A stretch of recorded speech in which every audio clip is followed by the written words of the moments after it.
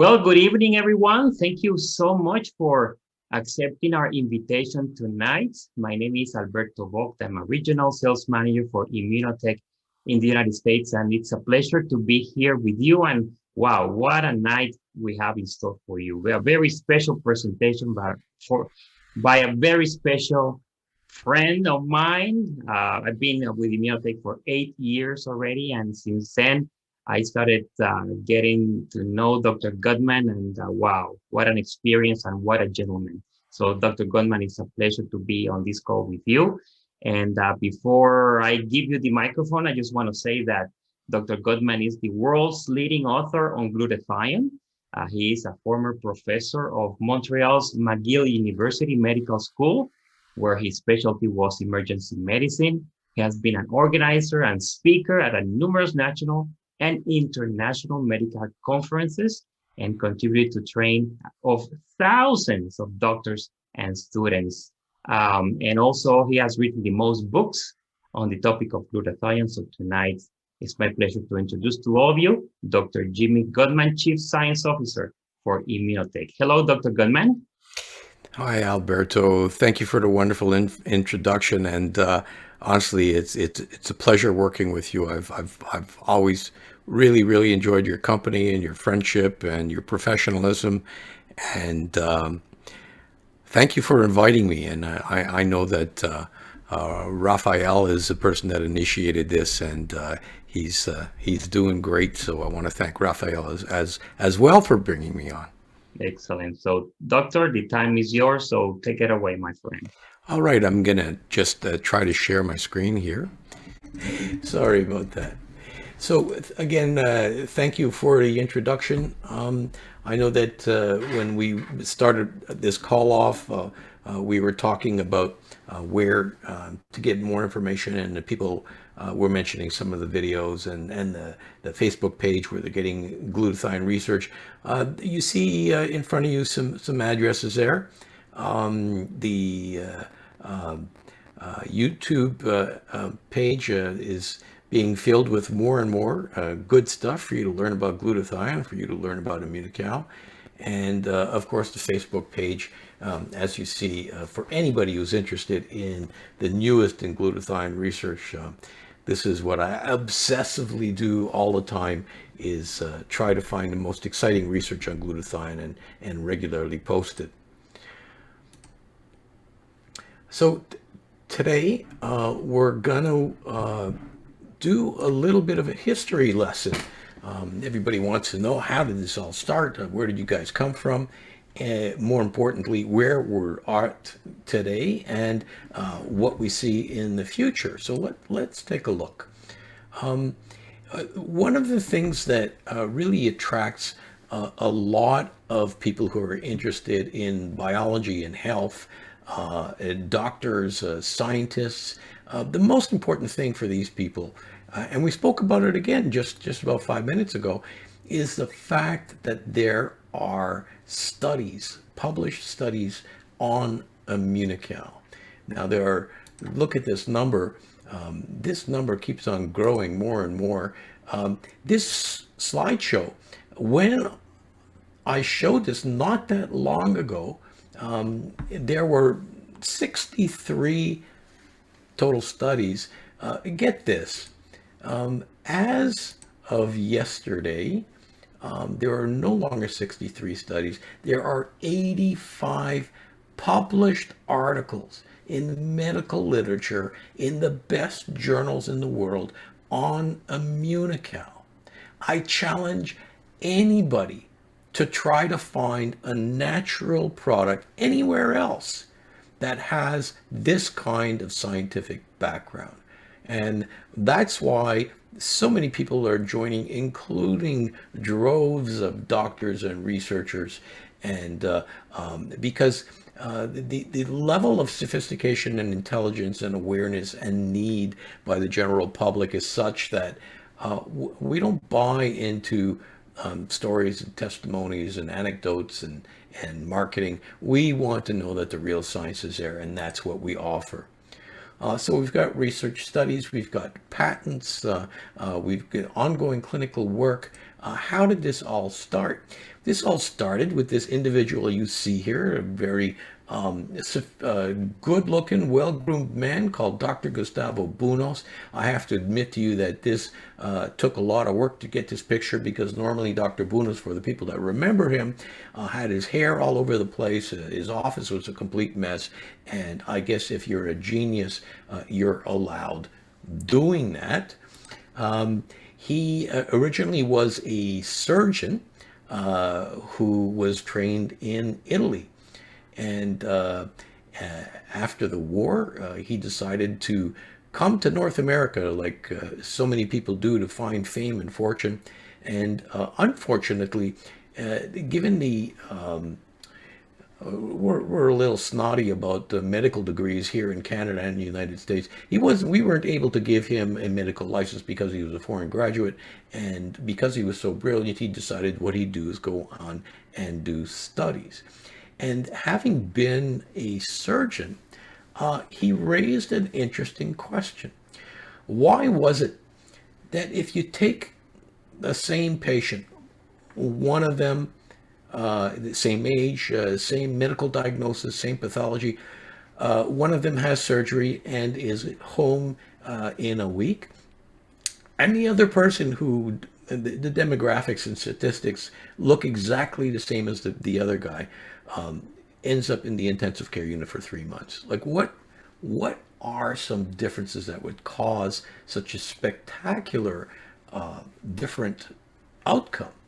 And he answered his question in his mind. He had this theory that probably a bright kid could have, but nobody had questioned this before. Maybe it had something to do with what the person was eating. Maybe it had something to do with their diet. Perhaps there were certain foods that would improve clinical outcome, recovery from surgery, bolster the immune system, and just was very important, because there were a lot of things we didn't know back in the 1960s and 1970s. So he started looking at different proteins, thinking that it's got to be a protein that is at work here. Most enzymes are proteins. Much of the immune system is based on proteins. Healing is certainly based on proteins. So he started collecting all kinds of proteins and wanted to see what they did to the immune system. Now, being a surgeon, he didn't know much about the immune system. So he hired and got together with this extremely bright graduate student from McGill University at the time. This is a young Patricia Kongshaven. And Dr. Kongshaven at the time was a star at McGill because, as it turns out, she was the biggest, most important female pioneer in the study of immunology. I call her the great-grandmother of immunology. Now, why would I say that? Patricia wrote the first chapter in the first book on immunology that was disseminated widely amongst doctors. So she was like right there at the outset. And in fact, it took a few more years before immunology was even recognized as a specialty. And so she was a big player in that. And so they started collecting these proteins, animal proteins and plant proteins and whey and algae, you name it, and started feeding it to animals to see if it could stimulate a stronger immune response. And they got some interesting results, but nothing really spectacular. One day, this box appears on Dr. Bunos's desk, and the box is from Europe, and there's a note attached to it, and it says, "Dear Dr. Bunos, this is a byproduct of one of our industries. To date, we've been dumping it into the fields, we've been dumping it into the river, and the government is giving us grief because what it's causing is an overgrowth of life in the river and an overgrowth in the fields." Oh, very interesting. And it also had a $10,000 check, and it said, "Can you see if there's any practical use for this protein?" So Dr. Bunos is playing with this white powder back in the 1970s. We were always suspicious about white powder arriving in the mail, but it was convincing enough story for him to say, I'm going to put it into my experiments. And lo and behold, with this white protein powder, a number of years later, we discovered that these animals were living. These animals were living anywhere between 30 and 50% longer. And we did this many, many years ago. We did this probably 30, 35, 40 years ago. And I'm still seeing people that are coming to me with products saying, oh, look, Jeremy, here's a product and mice are living 15% longer. Please, we did this 30, 40 years ago.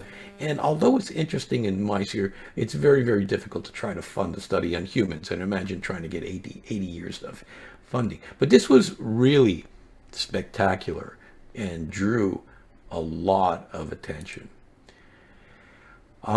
So we looked at this white protein powder, which happened to be a type of whey protein.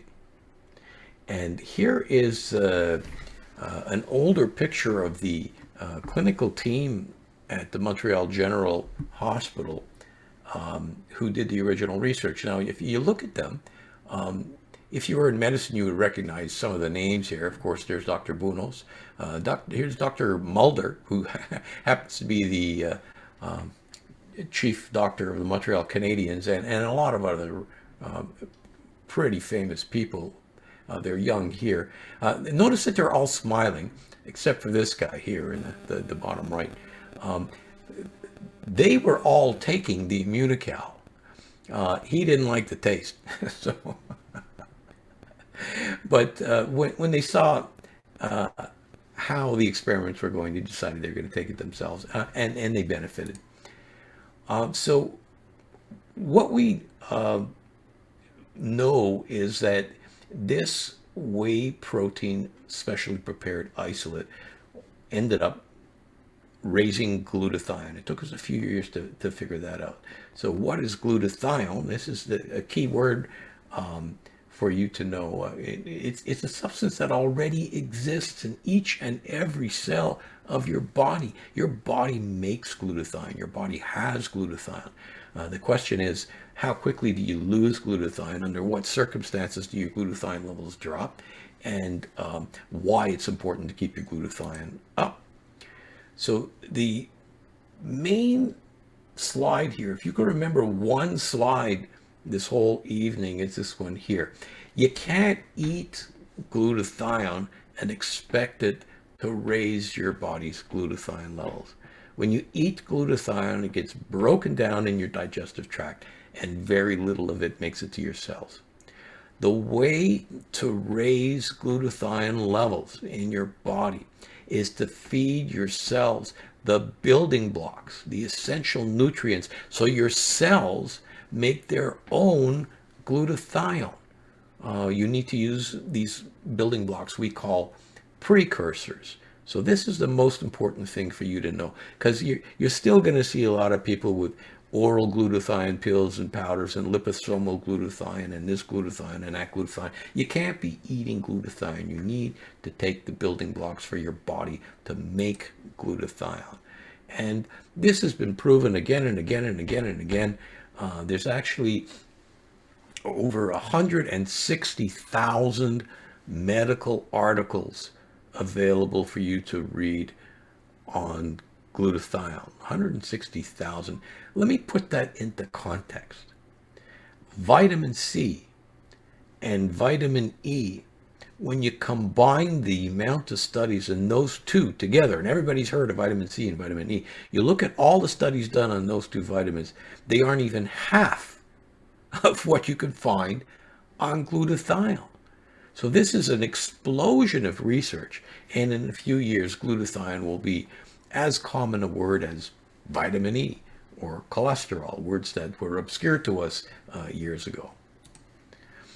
So while we're on the topic of glutathione, what does glutathione do? Well, the way to remember the most important things, the most important functions of glutathione is to remember the word idea. Glutathione, what a great idea. What does idea stand for? I stands for the immune system.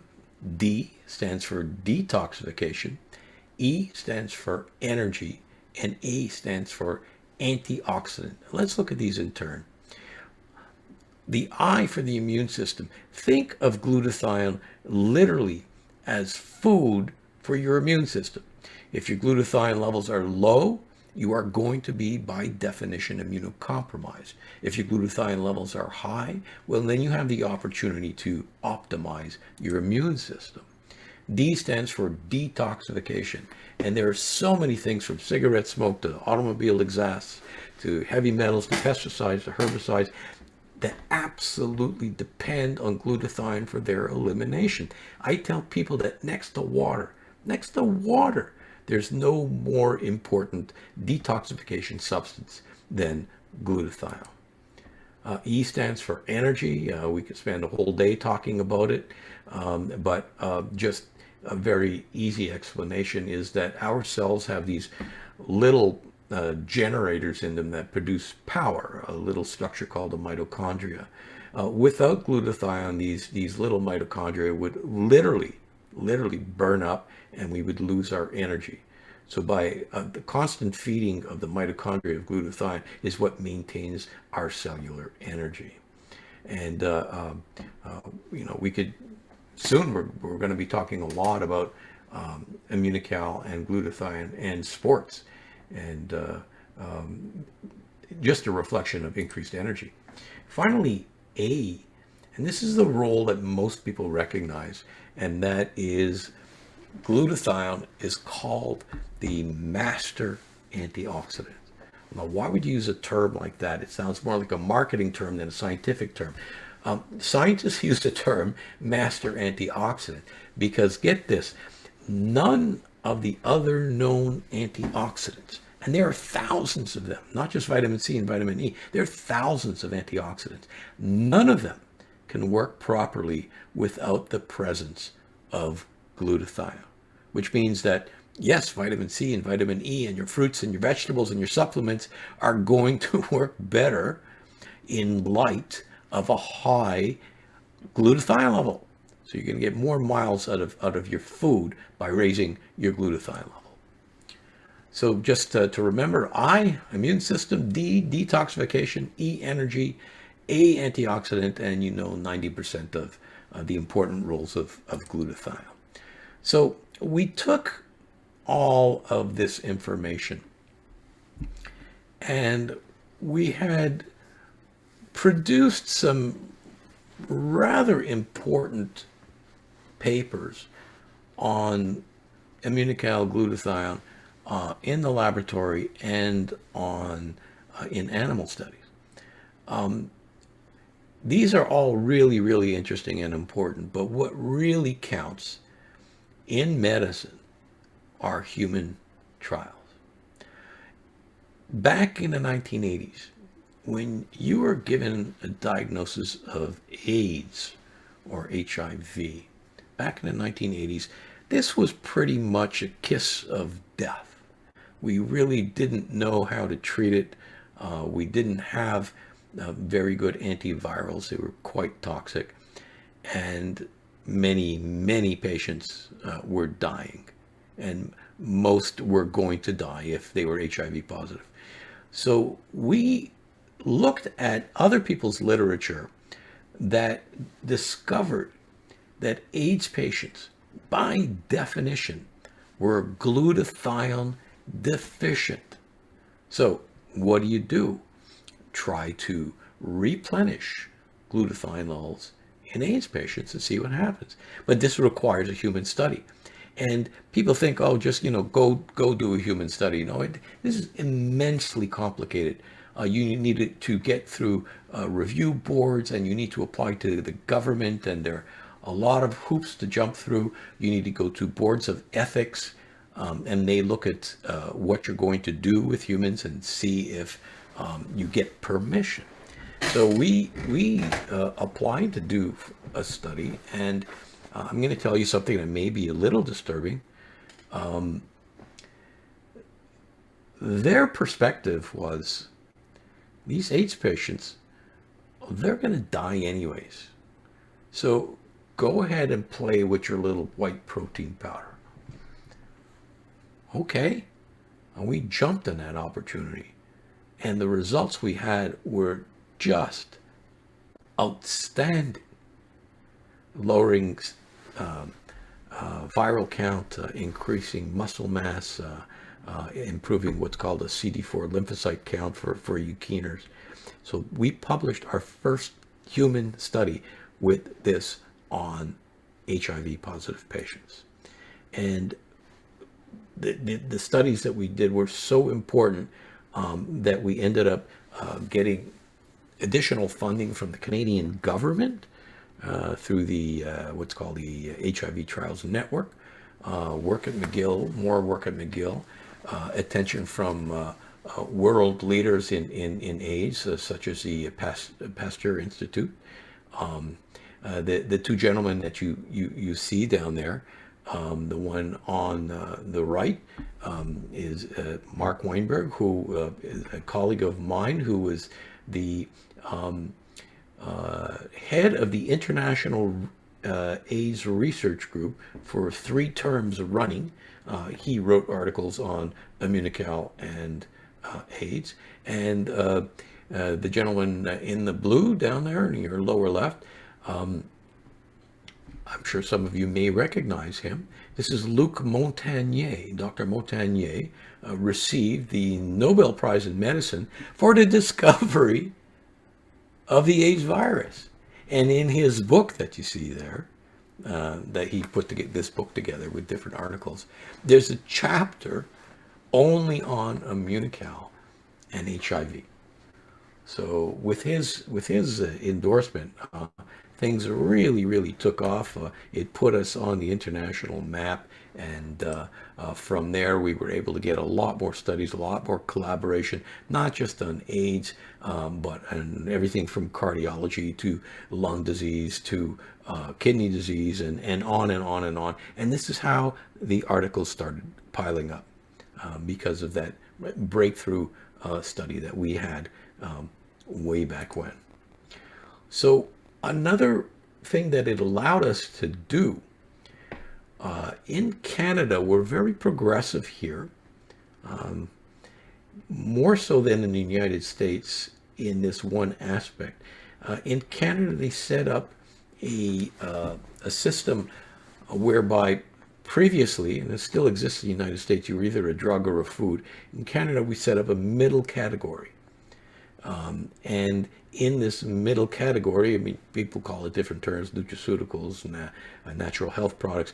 You were allowed to make a medical claim on a natural product if you supplied Health Canada with enough research evidence.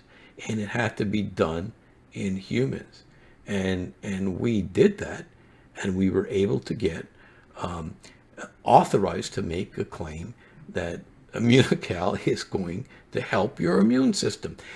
Please, the Canadians out there, I challenge you, try to find another product that has a right to say that. Try. We went on from looking at ill patients to looking at healthy patients. And who are the healthiest patients you could think of? Generally, most people will say athletes. And so we started doing work on athletes. And we had this one study, I think it was in 1999.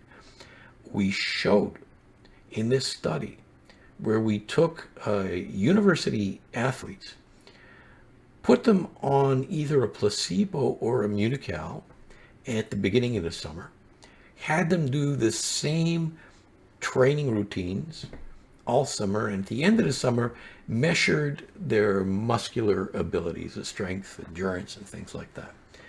We demonstrated an increase in strength and endurance of between 10 and 15%. What does that mean? Well, I'll give you an example. In the Olympic Games, for most of these competitive sports, the difference between the gold medal and the poor slob coming in fifth or sixth place is often less than 1%. 10 to 15% is a crazy number when you're looking at high level sports. 10 to 15%.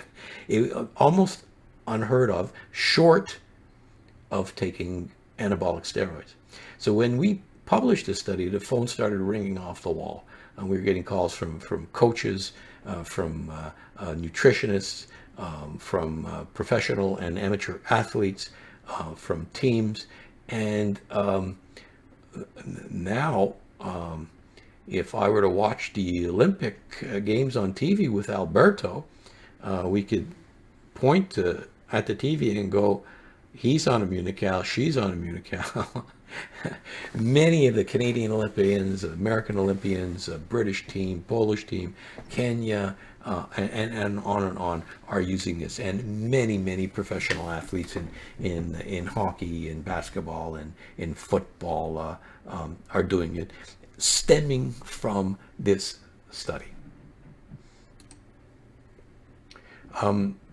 So we followed up with a similar study in geriatrics. And we looked at nursing home patients. And we did the same thing. We put them either on Immunocal or a placebo, putting through a much lighter training routine. And we increased the muscle strength in these geriatric patients by 10%. What does that mean?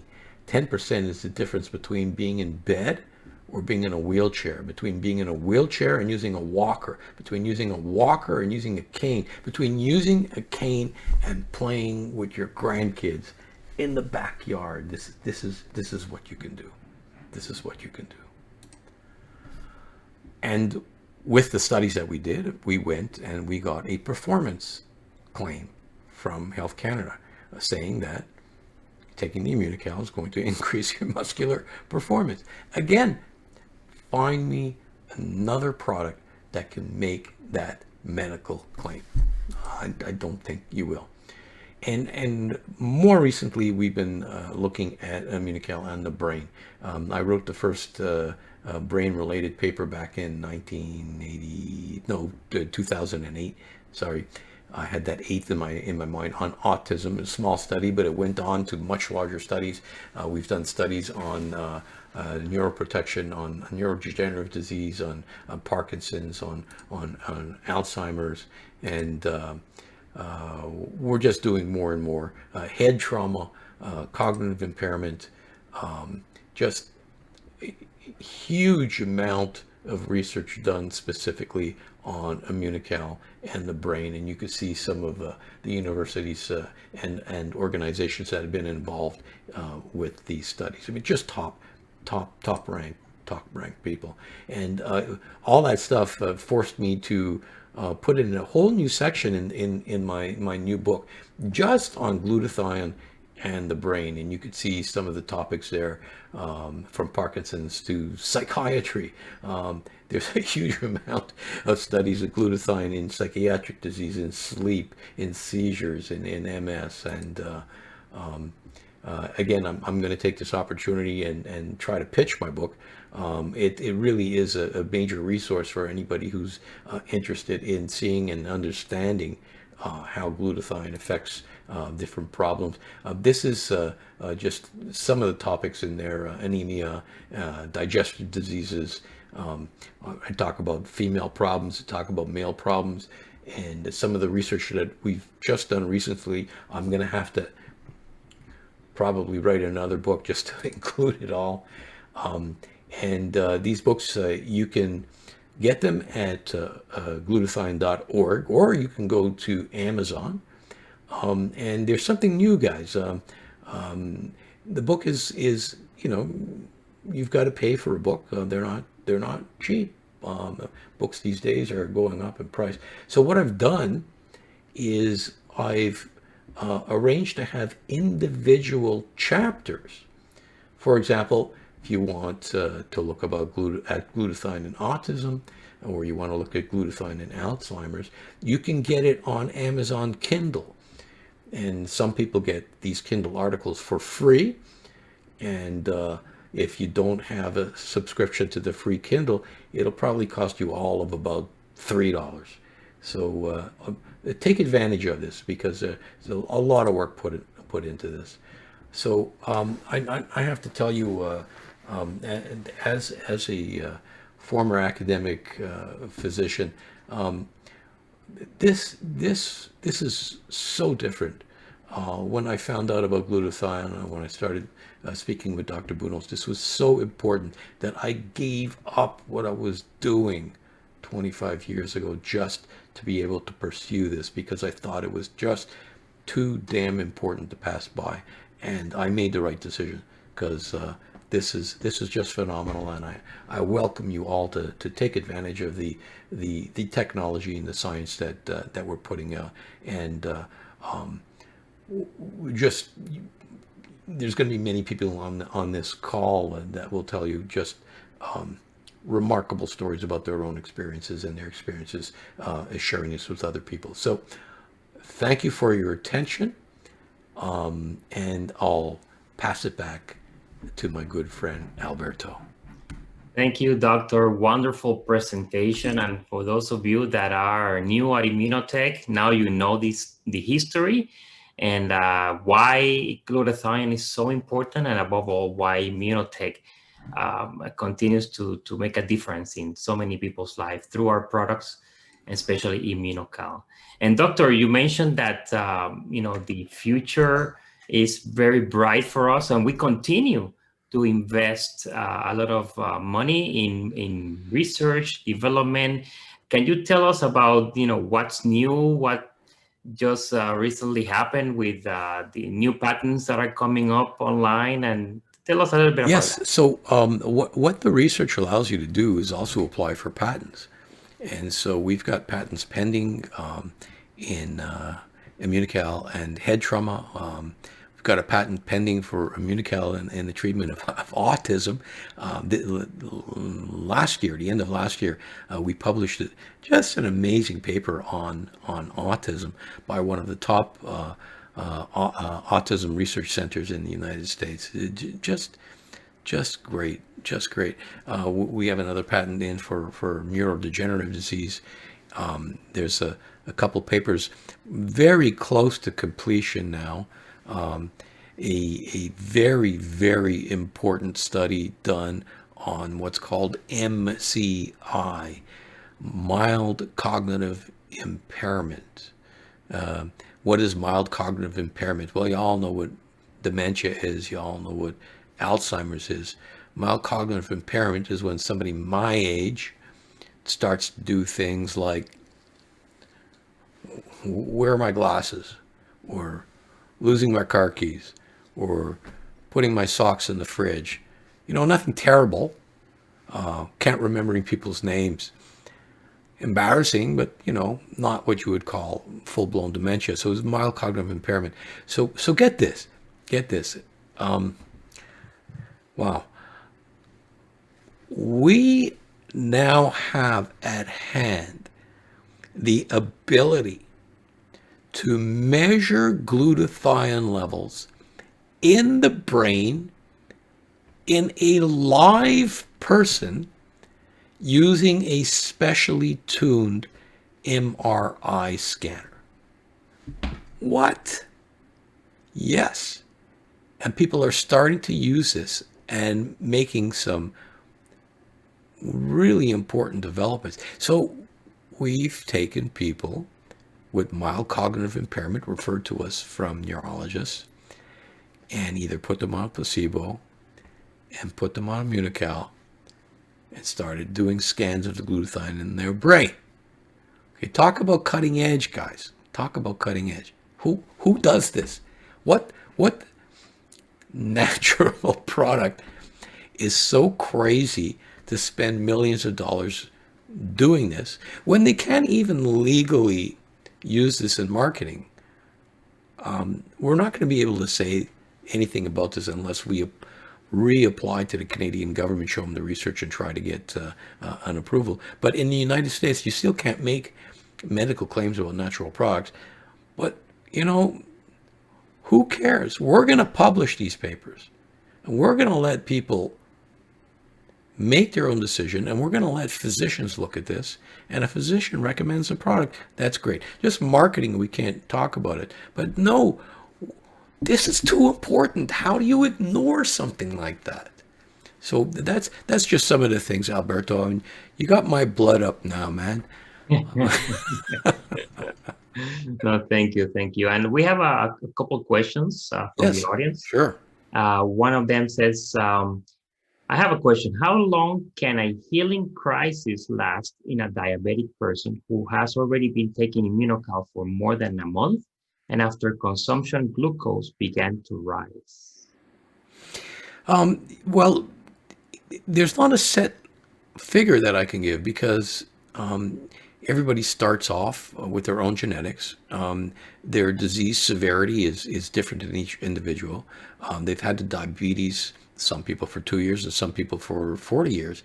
So it really depends on the degree of damage that's already done. I would need to know more about what they mean by healing crisis, and explain that to me. I'll just say that in general terms, what happens with it's usually a rather ill person or a rather toxic person. If they start off with too much Immunocal, they can go into something like detoxification, and that will exacerbate certain symptoms, could change your bowel habits, it can give you headaches, it can make you fatigue. Usually what I recommend there is to cut down on the amount of Immunocal so that the adaptation of the body, it's easier to tolerate. I'll give you an example of a fantastic detoxification reaction that I saw when visiting a rural community in America. Now, I'm going to make fun of all of you. Most North Americans think that if this much is good for you, then that much is got to be better. Okay, so that's not always the case. So I visited this urban place, small town, and a number of wives came up to me and they said, Dr. Grubman, we put our husbands on 3 pouches of Immunocal, and what happened was they started to stink of a pesticide that they had used 5 years previously. This, for me, I say it's a good detoxification reaction because it's not like anybody got hurt other than the wife having to put up with the husband's smell. But what the husbands were doing were detoxifying this pesticide that was embedded in their body. So what we did was, cut it down to 1 and then build up slowly, and then everything was fine. But to give a precise answer how long something's going to take, I wish I could, but people are too variable. All right.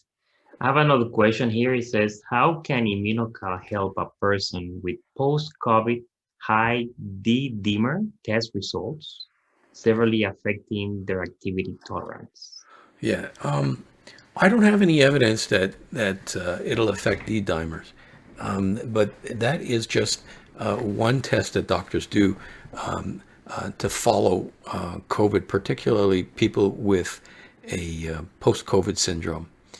And post-COVID syndrome is going to be a huge epidemic. It already is, and it's just going to grow bigger in the future.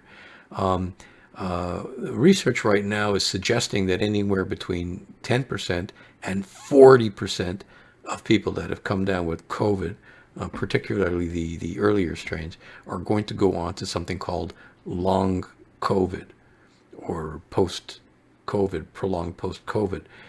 And this is a multi-system problem, neurological mostly. Many people are left in this fog, not thinking well, always extremely fatigued. But there's also vascular problems that may be linked to some of the neurological ones, but problems with the brain, problems with the heart. There's pulmonary problems. So D-dimer is just one of the tests that they're looking at in regards to mostly the vascular system. I will tell you this: I've given a number of lectures on COVID and glutathione, and I started reading a lot on COVID, post-COVID, prolonged COVID, and glutathione, and the literature's out there. And I'm working on something. Well, Albert, you get me talking, man. And I say things that I shouldn't. But I'll just tell you, I'm working on something really big on long COVID and glutathione. I'll leave it at that. Very well. And we have to do the disclaimer that Immunocal is Yeah. not destined to cure or mitigate any illnesses. It's just a supplement. And so don't take that for granted. It's all about glutathione and raising the levels of glutathione every single day. That does the job. Have another question here. It says, what might cause a 99-year-old who has been using Immunocal for almost 2 years to reject it? She was on 6 packets daily for the previous 2 months, while on Eliquis, also started to emit mucus upon starting Immunocal in 2020, So they were on it for 2 years, and then they were fine on it, and then and then started to reject it. well, we have to make a big assumption that it was the Immunical that gave the symptoms. Certainly in a 99-year-old, I would want to look closely at what else might be going on. And I can't remember a case where they stopped or they started having side effects from the Immunical after 2 years. Mhm. 6 pouches might be a lot of protein for a 99-year-old. That's 60 grams of protein right there. And a 99-year-old man probably doesn't need that much protein. And as we get older, our kidneys in particular are less efficient at processing protein. So a 99-year-old, I probably go with 3 pouches maximum. I don't see why he would need 6, Right. unless he's in the very old Olympics. I don't know. My All right. feeble attempt at a joke. Okay, one more question. It says, Yeah. how does glutathione assist nerve growth or recovery of nerves? Uh, Nerve injury it's one of the slowest healing types of cells in the body. But there is evidence that raising glutathione will help in nerve recovery as long as it's not a dead nerve. If it's a, if you have a major stroke where you see dead tissue, then that's not going to recover. But if you get onto a stroke much earlier on, where the tissues are still viable, then yes, absolutely, you can see recovery. And there's a lot of papers looking at glutathione and things like stroke. Also, with traumatic injury to nerves, you can see recovery. It's going to be slow, but you have to count on that nerve having at least some life left. If it's dead nerve, you won't see anything. If it still stands a chance of hope, then raising glutathione may be beneficial. Okay. One question regarding stevia. They want to know if stevia can cause damage in the kidney with liptasis. No idea. I have no idea. Maybe what you can do is get get the spelling of all this and send me an email, Alberto, and I'll be happy to look at it. I Oh, have no idea. very well. And maybe the last question. You What keep on about saying that. what about with a nerve graft? Can glutathione help with that? Um, just as a general statement, I think that everybody who's going to be undergoing surgery should optimize their glutathione. And again, there's a chapter on that I wrote. There's a lot of stuff written on um, uh, surgical recovery and glutathione. It's something you really got to do before you go into surgery. Exactly. That rehabilitation is key, right? Yes. Perfect. And this is my question to you. Some people say that you cannot take more than 2 pouches of Immunocal at a time, maybe because the body cannot handle more than 20 grams at a time. Is that true or not? Yes and no.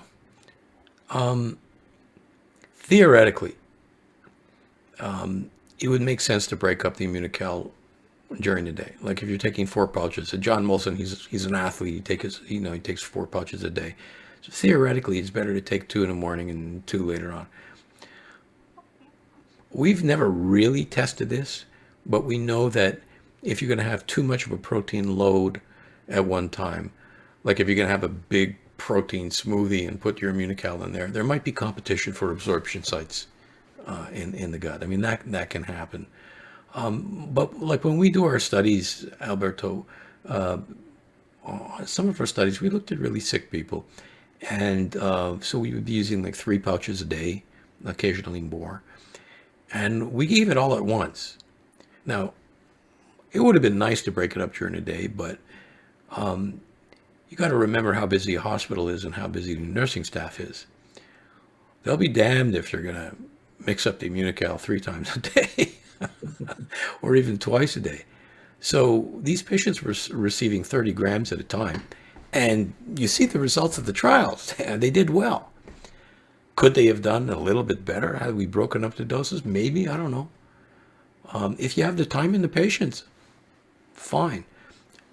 Myself, I like to spend more time working and less time eating. So when I'm in a state, if I'm not feeling well and I want to take 3 pouches, I'll take them all at once. But that's because I'm lazy. Yeah.